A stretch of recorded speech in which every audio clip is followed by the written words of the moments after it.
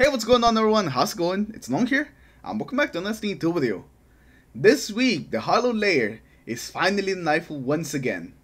Meaning that everybody has another chance at that sweet Shotty, the Mindbender's ambition. So I thought that maybe this time would be the perfect time to actually compare the Mindbender's ambition to another heavy hitter of the Crucible.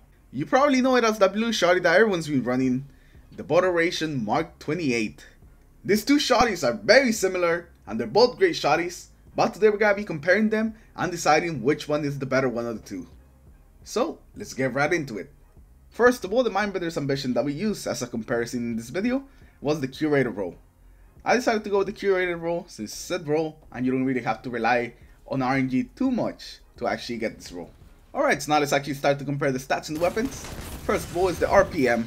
They are both 45 RPM Shotties, so slow firing Shotties, with a chance to actually increase the rate of fire after you get a kill, thanks to their special intrinsic perk on their frame that allows them to increase the rate of fire after you get a kill. And for their impact, they're both AD impact Shotties, so they're high damage Shotties. They're going to be dealing 23 to 24 damage per pellet for whenever you shoot an enemy in the body. Next up we got the range, and here the Mindbender's ambition actually has the advantage, its range being a 50 compared to the Botheration's 36 range. The Mindbenders also has the advantage of having opening shot, so it will increase its range even more on your first shot, giving you better one hit potential. And even though in Destiny 2 range is not really the most important stat on Shotties, it really does help a little. So having a little bit extra range won't really be that bad.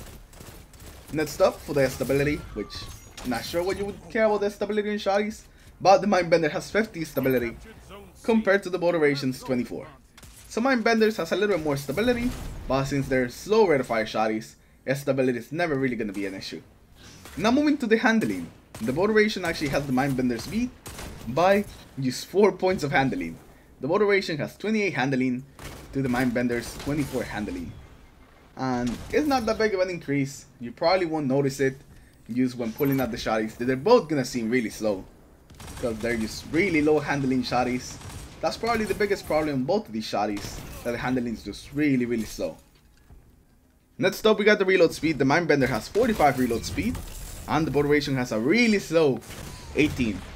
But the Botheration does have a perk that helps its reload, in the form of auto loading holster, which will reload your entire magazine once you put the weapon away. And when you put the weapon away, it actually reloads it really quickly. So even though the Botheration has a lower reload speed, you're gonna find yourself reloading it a lot less thanks to that auto loading holster, just reloading for you. It's a fantastic perk, so definitely the Botheration wins when it comes to the reload speed. Next up, when it comes to aim assist, they both have pretty good aim assist when it comes to Shotties. The Mindbenders has 39 aim assists, and the Botheration has 27. For recoil control doesn't really matter, but 69 on the Mindbenders and 55 on the Botheration.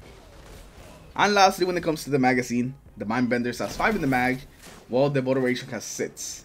So you have an extra shot for the Botheration, which works really well with auto loading holster. Extended mag and auto loading holster work great together. Alright, so now that we looked at the stats, let's talk a little bit about the perks in the weapon.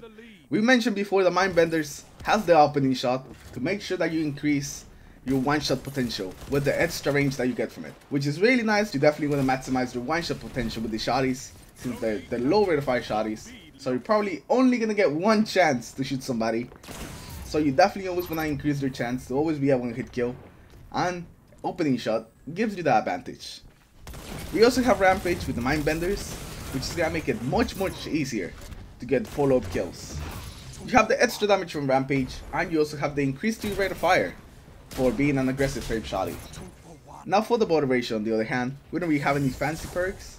We just have our auto loading holster and our extended mag, which works great together, but that's about it. It's a blue Shotty, so it doesn't really have that many perks, so that's all we really got going for it. The thing that pushes the Botheration are just its raw stats, not any fancy perks making it good. Alright, so now that we talked a bit about both weapons, let's talk about one-shot potential and how far you can actually one-shot your enemy with both of these Shotties.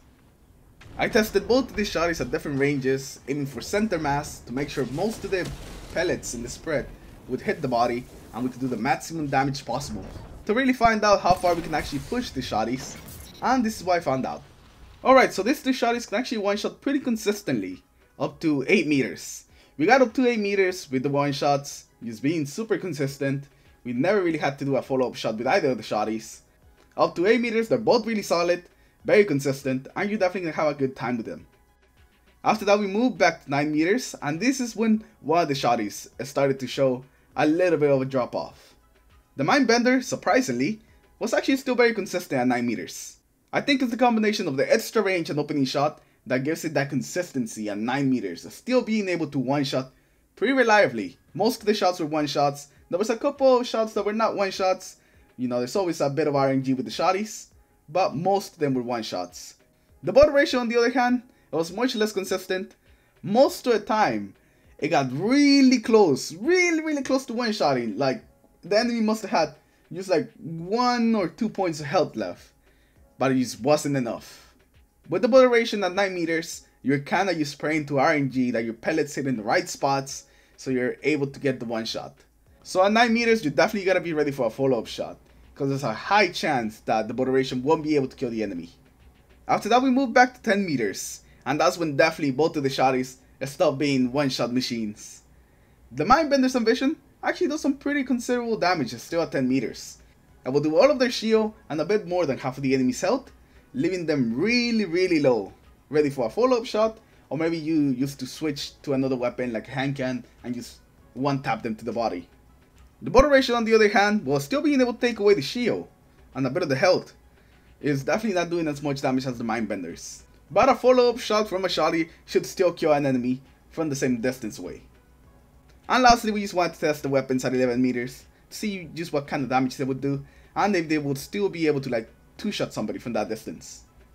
At 11 meters, the Mindbender surprisingly was still able to take out the entire shield and a bit of health, while the Botheration at 11 meters didn't even get to take out the enemy shield. It got close, it just had a bit more shield, but it couldn't actually break it.